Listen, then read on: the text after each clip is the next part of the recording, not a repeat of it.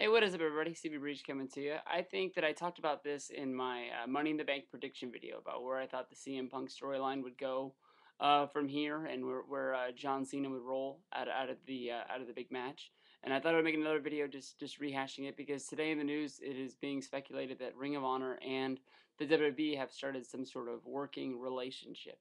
This makes a lot of sense, seeing how a lot of the current stars in WWE and developmental right now are coming out of WWE. You would think that the Ring of Honor would want to distance themselves as much as possible from WWE because, their roster is constantly being hit. As soon as they make a new star, that star seems to sign a developmental contract. Right now, the big question mark up in the air is for the Kings of Wrestling, Claudio and Chris Hero. These guys signed developmental deals, and it was talked about maybe a week and a half to 2 weeks ago, and we still really haven't got the answer if these guys are staying in Ring of Honor or are they going to be taking Vince's money to go try their luck at seeing if they can make it big in WWE.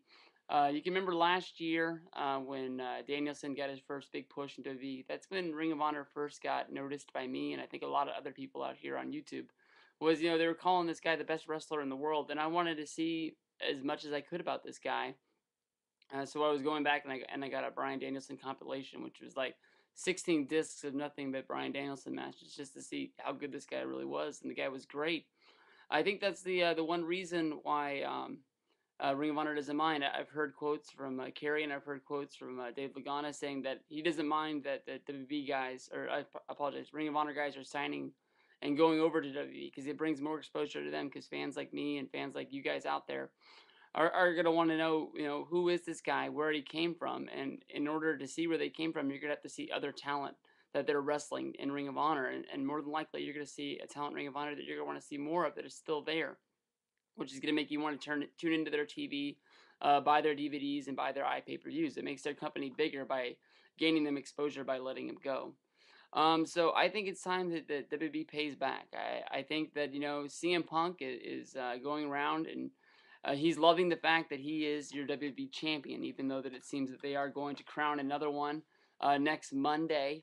I think that CM Punk needs somewhere to wrestle and needs somewhere to show off that he is still the WWE champion. Whether they crown another one or not, you can never take the fact away that he is the champion. That's why he showed up at Wrigley Field and was showing the belt off.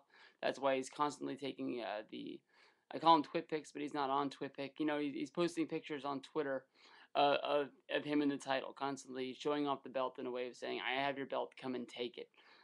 John Cena needs some sort of storyline for Monday Night Raw. I think it would be enormous for both companies, WWE, because they need somewhere for this storyline to go, and they can't have CM Punk wrestling in some sort of podunk, indie show that only has 12 to 15 people there. They're not going to get the response that they're giving.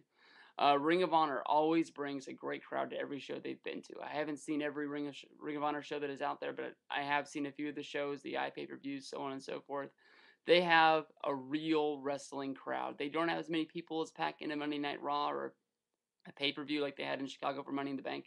But the fans that they get in there are real wrestling fans. They will cheer. They will go bananas. They will mark out. And that is what a wrestling fan needs to be.